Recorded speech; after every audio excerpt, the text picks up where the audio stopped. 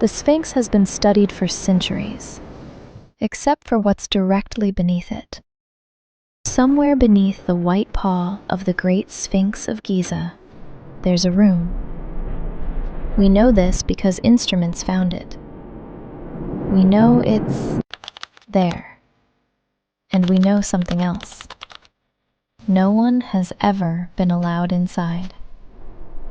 This is the story of three things: a monument older than it should be, a chamber that shouldn't exist, and the people who made sure no one looked too closely at either. Officially, the Sphinx was carved from limestone bedrock around 2500 BCE, built under Pharaoh Khafre.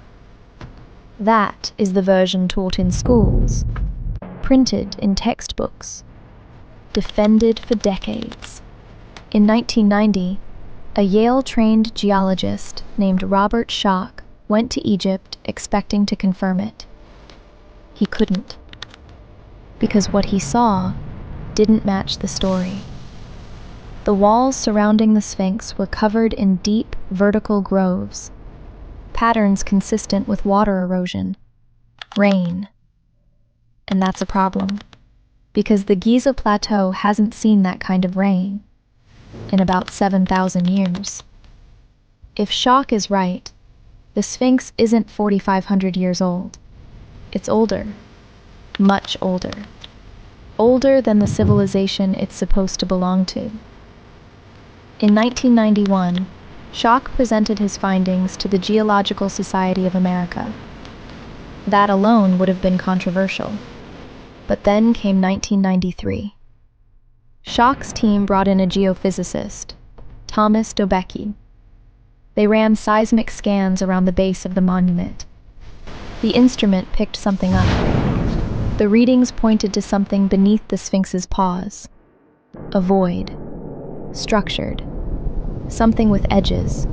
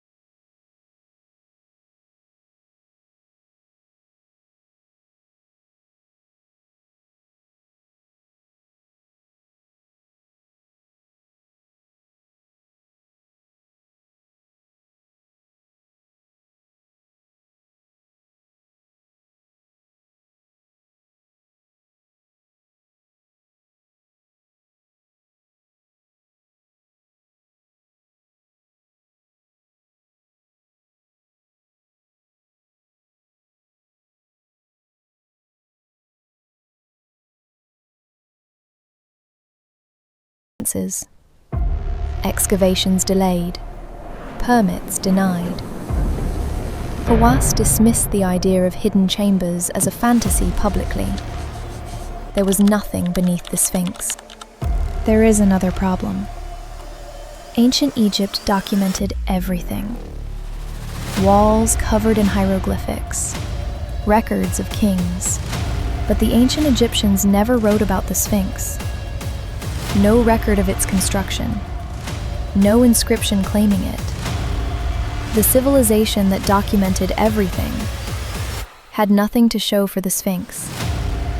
The first written reference appears more than 1,000 years later.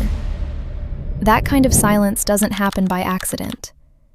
The most recognizable monument in Egypt wasn't written about when it was supposedly built. As technology advanced, the ground became harder to ignore. New surveys revealed voids beneath the monument. Symmetrical, consistent, too regular to dismiss outright. Some were confirmed by multiple teams. and it's never been The same system that said there was nothing penetrating radar was now acknowledging behind something, the Sphinx's right paw, quietly, perfectly without opening anything. The explanation shifted from nothing to natural formations. It was never tested, because testing would mean opening, and opening never happened. There is a reason the government moves carefully around sites like this. The Sphinx is fragile. It's a UNESCO World Heritage Site. Excavation carries risk. That part is true. But caution doesn't look like this. Caution investigates slowly. It doesn't shut the door completely. So, the real question isn't if there's a chamber, because something is there. The real question is, why has no one been allowed to confirm it? Because if that chamber is empty, opening it ends the speculation. If it's natural, opening it settles the debate. But if it isn't, if what's inside doesn't fit the timeline we've built our understanding of history on, then opening it doesn't answer a question.